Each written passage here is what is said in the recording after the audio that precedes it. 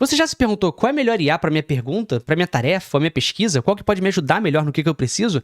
Ou até mesmo para poder gerar imagens e vídeos? Hoje em dia tem tantas opções que a gente fica meio perdido. E até outra coisa também muito específica, né, mas que a gente sofre no Brasil. Por exemplo, qual é a melhor IA para responder perguntas do Brasil? Como, por exemplo, perguntas jurídicas, fazer um contrato para mim, ou me ajudar a analisar um contrato que me mandaram. Qual é a IA que pode me dar a melhor resposta?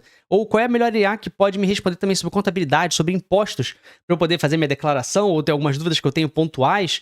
Qual que ela tem a base de conhecimento que pode responder melhor, que eu posso confiar melhor, que as pessoas têm gostado mais das respostas? E eu também quero te mostrar no vídeo de hoje, não só em relação ao Brasil, mas no mundo inteiro também. Então você também vai descobrir as melhores IAs do mundo para texto, imagem, pesquisa e muito mais, tá? Além disso, eu vou trazer aqui para vocês dados muito interessantes sobre o uso do ChatGPT pelos brasileiros. Se a gente está sabendo utilizar ou não, para que a gente utiliza mais, quais estados que mais utilizam o ChatGPT e outras IAs também, e como que você pode testar modelos de IAs diferentes também em um só lugar. Então, se a gente achar que o ChatGPT é bom para uma coisa, mas o Gemini é para outra, como é que você pode testar tudo num lugar só, sem ter que ficar mudando para manter o contexto e muito mais? Então, acredito que esse vídeo vai ser muito útil para você. Acabou de sair um dado de que o Brasil é um dos top 3 países que mais utiliza o ChatGPT no mundo. Isso é muito interessante. Eu já suspeitava, mais ou menos de uma forma geral, porque eu sei da nossa adesão a coisas de internet, né, como redes sociais e tudo mais. O brasileiro, assim, ele usa muito, ele é um dos primeiros a adotar. Então aqui tem dados oficiais da OpenAI que ele liberou para a imprensa, tá? Então teve uma entrevista ao Estadão, teve um relatório divulgado à imprensa, tanto que eu tentei procurar bastante esse relatório e não achei. Então acho que foi uma coisa liberada para a imprensa mesmo, peguei de várias fontes diferentes e usei até uma outra IA para me ajudar com isso, que foi o Humanos. Então ele sintetizou aqui todos os dados de várias reportagens que tiveram diferentes. E também tem algumas coisas falando que o brasileiro ainda não sabe usar direito a IA. Eu também salvei isso aqui. E vou mostrar tudo pra você aqui agora de uma forma resumida, tá? Qualquer coisa também, se você não quer ver essa parte de dados, você pode pular pra outra parte aqui do vídeo também. Vai estar aqui embaixo a minutagem pra você ver a parte que você achar melhor aqui do vídeo, mas eu recomendo ver o vídeo como um todo, tá? Então vamos lá. Primeiro de tudo, aqui eu peguei e fiz um resumo aqui utilizando o Manus, que é essa IA que eu já mostrei, que é um agente aqui em outros vídeos. Eu pedi pra ele acessar esses sites e ele resumir pra mim, já que esse relatório eu não consegui achar da OpenAI, o relatório direto. Eu acho que eles mandaram só pra imprensa mesmo. Então aqui ele pegou os dados principais e eu também fiz uma outra versão aqui. Se você quiser, vai estar o link aqui embaixo do Manus, você vai poder ver tudo isso aqui. Você pode clicar aqui em documentos e ver os documentos que ele gerou. Mas esse aqui é um resumido. Eu fiz um outro que tem as fontes, então você pode ver. Então não reclama comigo, reclama ali da fonte, tá? Se for algum dado errado, alguma coisa assim. Mas muitos dele foi a própria OpenAI mesmo que realmente liberou, ou algumas outras pesquisas também que aconteceram no Brasil e por fora. Então, por exemplo, tem dado do G1, do Estadão, do E-Commerce Brasil, de portais grandes, tá? Então, vamos lá. Eu vou aqui pegar a parte resumida para vocês e vou aqui dar uma analisada que tá muito interessante. Então, por exemplo, primeira coisa, que o Brasil é o terceiro país que mais usa o ChatGPT no mundo, atrás apenas dos Estados Unidos e da Índia, o que é muito interessante. São 140 milhões de mensagens por dia enviadas do Brasil para o ChatGPT. É um dos principais mercados da OpenAI fora dos Estados Unidos. Ele também está em segundo lugar no número de desenvolvedores utilizando a API da OpenAI. Isso também é muito legal. Está entre os 5 primeiros do ranking global de disseminação de habilidades em IA e é o maior conjunto de talentos em IA da América Latina. Muito legal mesmo. Parabéns aí, Brasil. Então, dados globais para o contexto, né, para a gente ter uma noção geral. Então, por exemplo, mais de 2 bilhões de comandos diários globalmente no ChatGPT, e a gente manda ali 140 milhões por dia, né? 700 milhões de usuários semanais no mundo todo e são 5 milhões de usuários nas versões empresariais. Agora, pelos estados brasileiros, aqui só uma correção, que aqui até vi que o Humanos, até quando eu falo aqui de IA, você tem que sempre revisar o que ela faz, né? Quando ele fala que o estado número 1, que foi da fonte que ele pegou ali, não é que ele é o estado número 1 de maior uso, mas é porque o estado número 1, aqui ele até corrigiu aqui quando eu boto aqui pra baixo, ó, o Tocantins está em quarto ali, fora o grupo principal de São Paulo, Rio de Janeiro e outros estados, o Tocantins é logo o próximo. Então, aqui ele dá uma resumida geral, mas não é o estado número 1, tá? Eles não chegaram, acho que, falar exatamente quais eram, mas era mais ou menos, assim, por volume, etc, porque, como eu falei, não liberaram o dado aqui, mas de uma forma geral era mais ou menos esse ranking ali. De São Paulo, Distrito Federal, Santa Catarina, Tocantins, Rio de Janeiro, Ceará, Paraná, Amapá, Mato Grosso e Pernambuco, tá? E aí depois, o estado com crescimento mais rápido foi o Amazonas, o Paraíba e o Tocantins, e padrões de uso no Brasil. Isso aqui é bem legal pra gente ver agora como é que o brasileiro utiliza.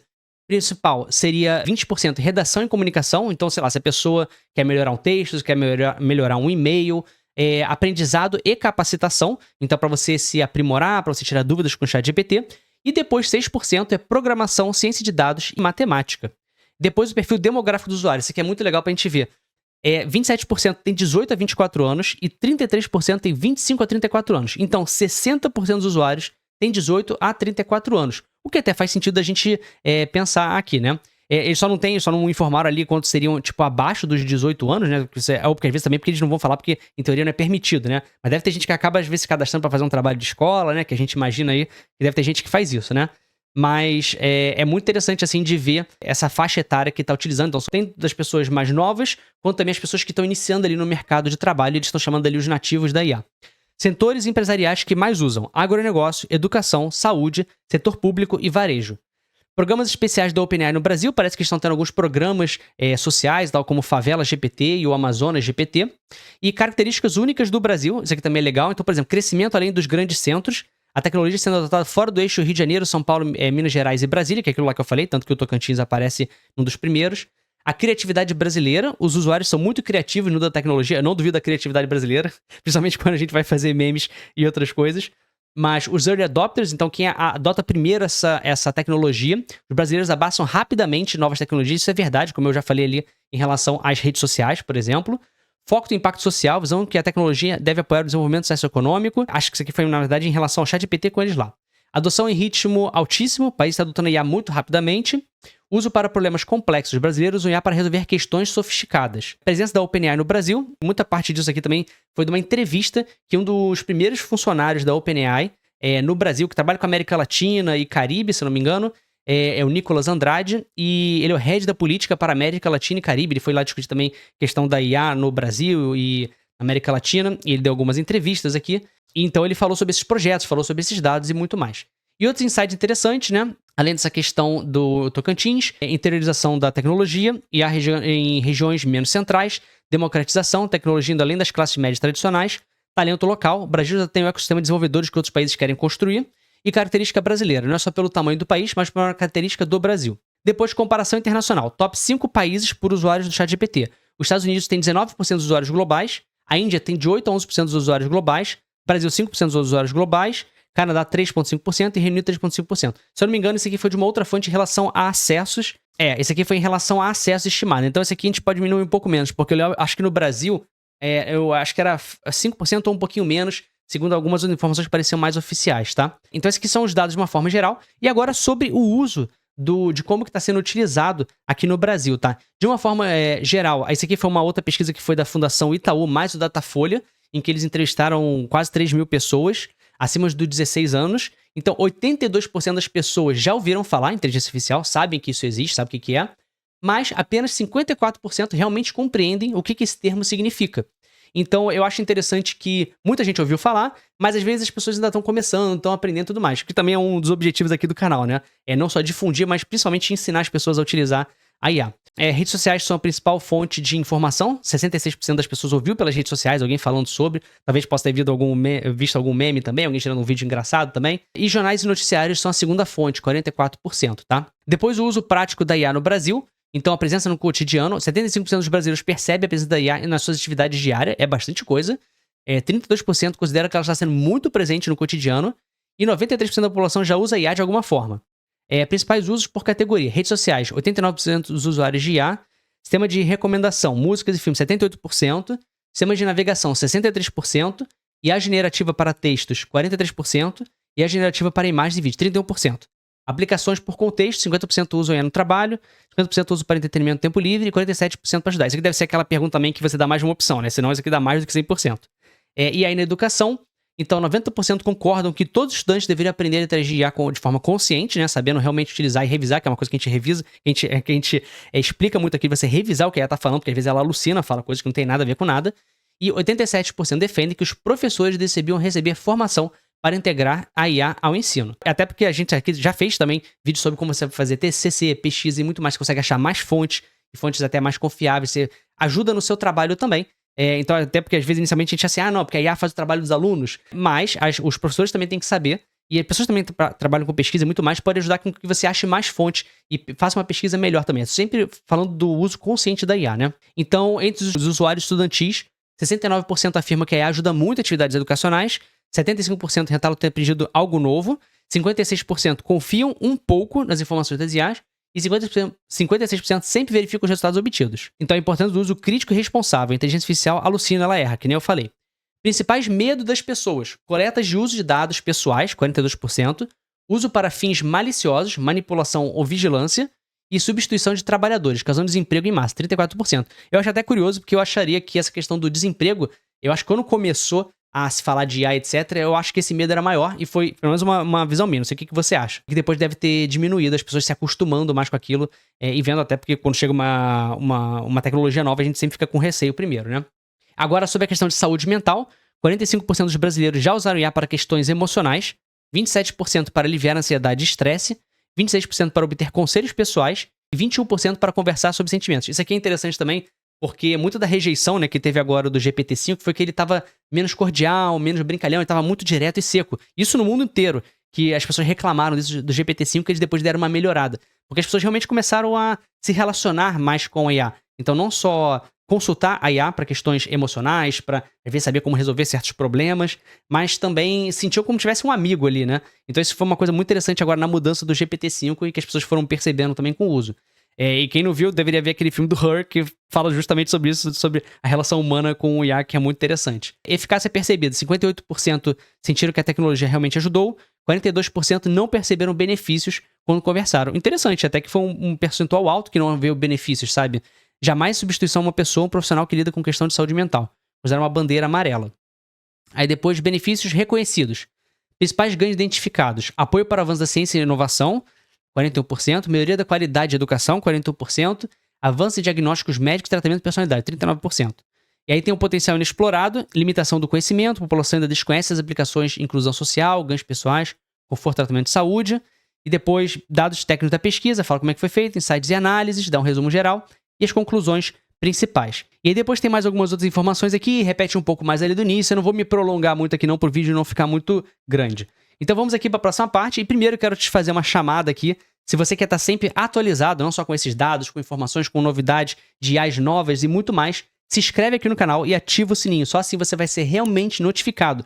E assim, sempre no vídeo aqui a gente traz a nossa análise, demora um pouquinho para produzir, se você quer realmente ser notificado na hora que saiu a notícia, que tá quentíssimo, entra no nosso grupo de WhatsApp. Lá você vai ter atualizações diárias e é só de coisa selecionada pela nossa equipe. Não é qualquer coisa que a gente vai te mandar. E é um grupo fechado e as pessoas não falam lá dentro. Não tem pessoal mandando bom dia, não tem nada disso. É só a gente mandando notícias pra você, já com um resuminho e com a fonte embaixo pra você checar também, se você quiser. Que nem eu botei aqui as fontes também ali em cima, tá? E é grátis. É só clicar aqui no link da descrição ou no comentário fixado.